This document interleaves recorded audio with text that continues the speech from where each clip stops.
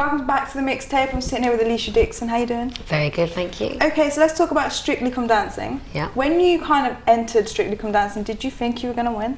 No.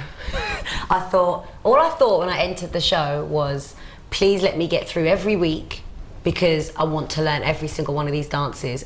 From a creative point of view, that was my goal. And I was like, if I leave on week 7, I'm not going to be able to do the tango. So I was very much dance focused rather than having to win or what this show can do for me. But it's you know like what I mean? every week, yeah, Alesha came out and she just kind of nailed that dance. It was like, whoa, how is this chick doing it? It was like every week the judges were just like, Alesha, you've done it again. Were you like shocked with their comments? They were really nice to me, although sometimes they were picky and like would criticise me, but that was good. I like that, you know, because I'm not one of those people that's like would get upset by criticism. I look at it as how can I use this and make it a positive. So I'll go away and I'll work on that sort of thing. They're there to help at the end of the day.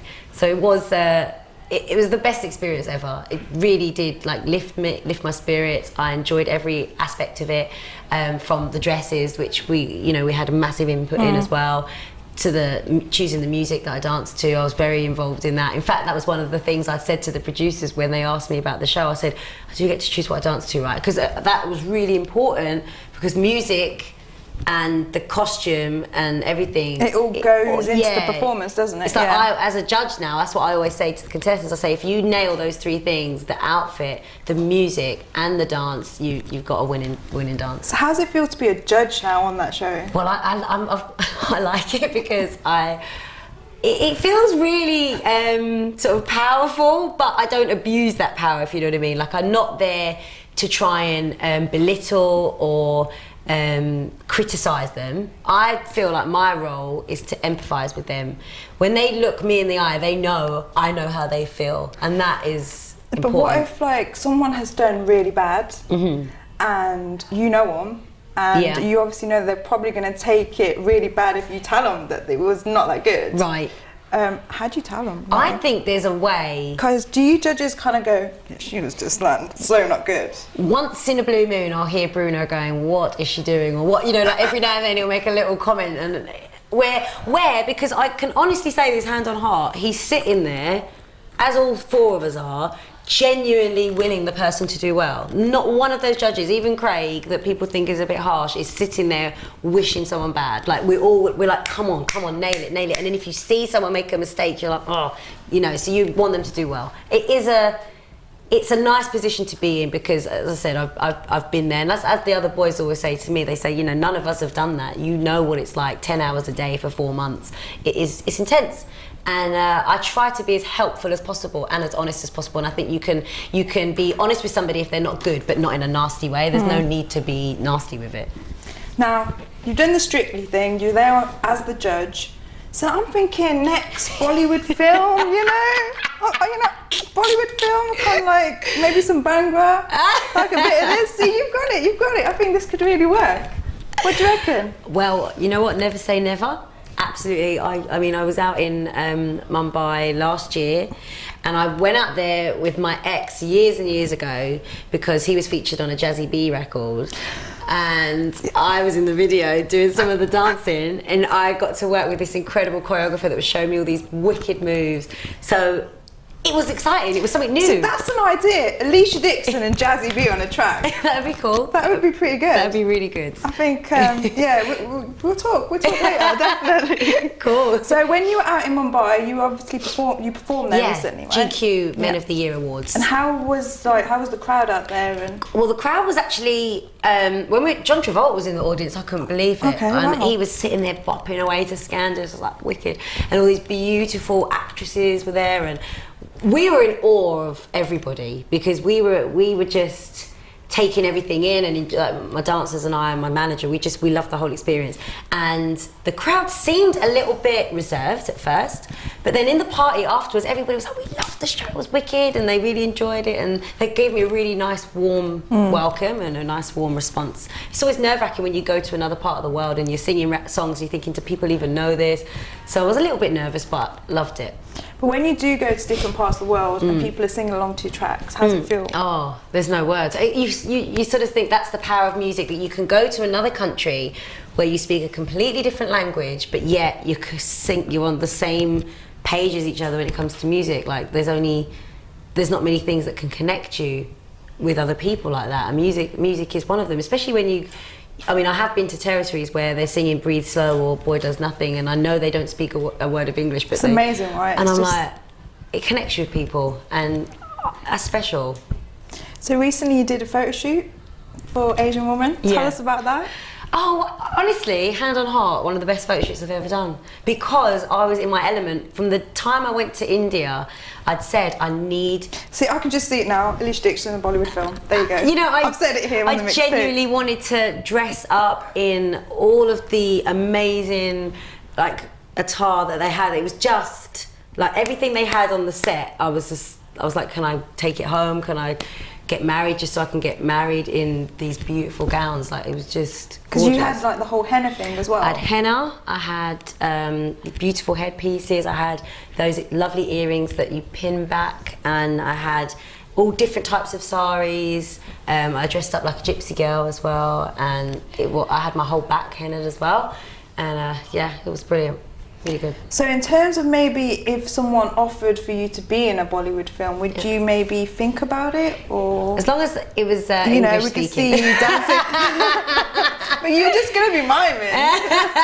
Just gonna be miming and just doing all that with the. Of course, I would do it. Absolutely. And if any Asian artists maybe approached you to work together, are you all up for doing like different kind of stuff? Or? Oh, definitely, definitely. I think. Again, you know, with collaborating with other artists or interpreting another culture's dance style, or I think that is definitely right up my street. I think it's important to do that as well. I don't know, I think it's just nice to have new challenges and try new things. And I think when people say Alesha Dixon, I think we have to say that you're a real trooper when it comes to the industry. Like, you're a role model for the women out there, for the youngsters. So what advice would you give to them that want to pursue music, or, you know, go into presenting or any media kind of avenue? I always, as boring as it sounds, I always say, please get an education first. Like, if any young people approach me about the industry, I always say, focus on school, because there's no rush, you know. And I think sometimes when you're young and you have a dream, you just want it now. But nothing big, no success comes overnight. Like, it takes a long time and a lot of hard work. So you have to be quite patient, and you have to be quite very determined person, because the industry has a way of sometimes making you feel like you should be doing something else, or it might not be going good at one point, and you can easily think about giving up. And if I gave up every time something didn't go right, I would have quit years and years ago. But I didn't, because the love of something is more important. You've got to have that love. And I think learn the industry, because it's not just about being a singer, being a dancer, being a presenter. You've got to know your business, because it's a business you're in, and there's a lot of people that they're not interested in you as a person or how good you sing or they just want money. So you've got to learn the industry.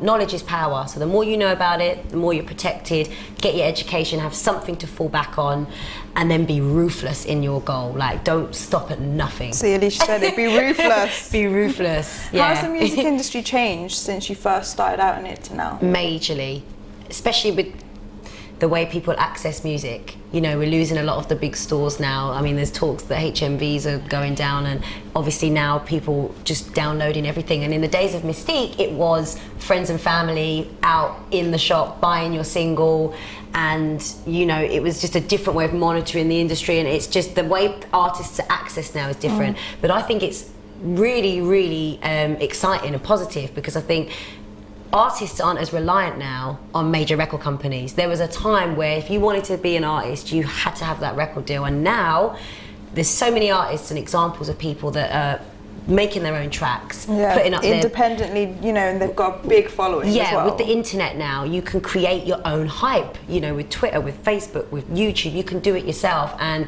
empower yourself and not be so reliant on somebody else, because I think sometimes the artists are the pawns, and you know, the record company sit there and they throw you away as if you're nothing, and that's not really that's not a secure thing for an artist in the industry. When you want to be an artist, you need to find ways to empower yourself and do it yourself. That goes back to you saying how they don't look at you as a person, they look at you as a business kind definitely. of You're deal. a product. Yeah. You're actually a product, but you know, you're a human being in that product. And being an artist is about, yes, you know, you are a product, but at the same time, your music is who you are. That's what you're conveying. An artist is about connecting with people. It's a creative thing. It's something that needs to be respected and treated nicely, you know. And I think that labels are very dismissive of that sometimes. They're very ruthless, so you have to be on guard.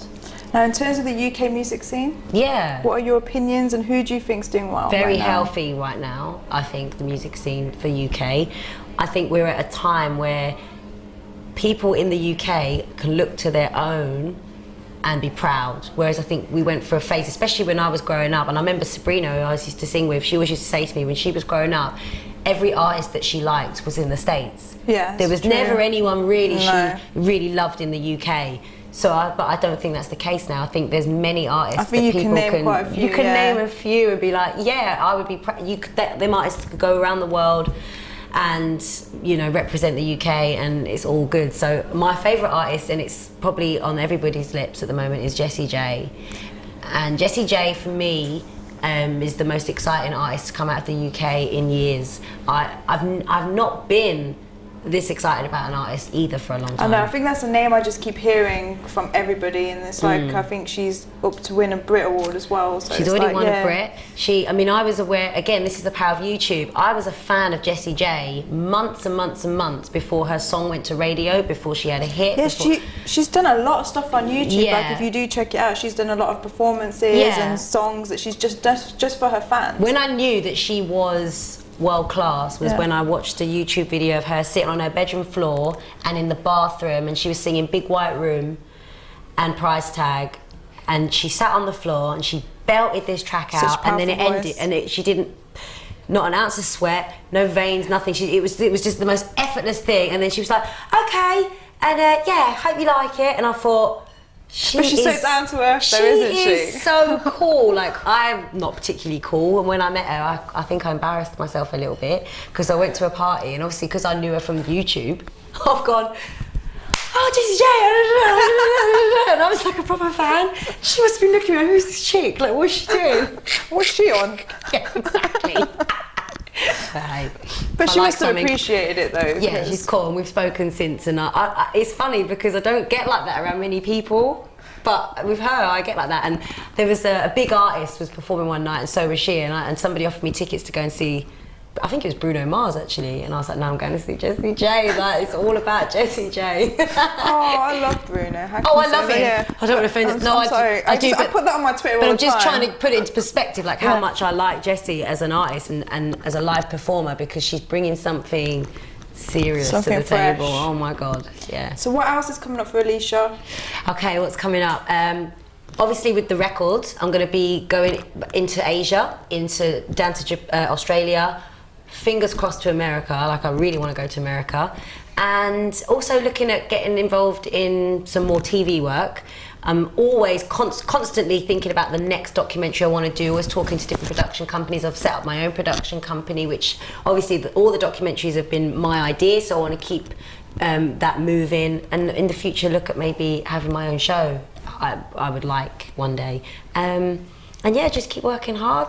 Can't really plan too much into the future in my industry. It's really difficult to say. You just sort of have to gauge it as you're going along, and just, you know, keep positive, keep working, keep creating, and keep believing that anything is possible, and not being an obstacle to your own success, if that makes any sense. And is it really important to go over to America and crack America? It's as important to me as the rest of the world. Like, I don't treat America any different to say, like, to me, cracking America is equally as important to going to Spain and going to France and going to Australia. So I look at the world as a whole, and as far as the music can take you is as far as I want to go. You know, it's a massive place, but I'm willing to put the time in. I think life is short, you only get one life, so if the opportunity came my way, then I would definitely go for it. And a message to your supporters. Thank you very, very much, because without supporters, I wouldn't be here over 10 years later, still doing what I love, and it means the world. It just means the world, so Thank you. Well, thank you for taking time out to talk to us. My but pleasure. before we go, can you just do the light bulb move and like bit this way? See Alesha Dixon doing the light bulb move right here on the mixtape, please. Okay, people, that's the show all done. That was the last of series 2 of the mixtape, but we will be back soon. We're just going to go away, recuperate the batteries, and we'll be back before you even know it. But if you want to keep in touch with me, follow me on Twitter, amykpresents, or find me on Facebook, and I'll see you next time. Peace.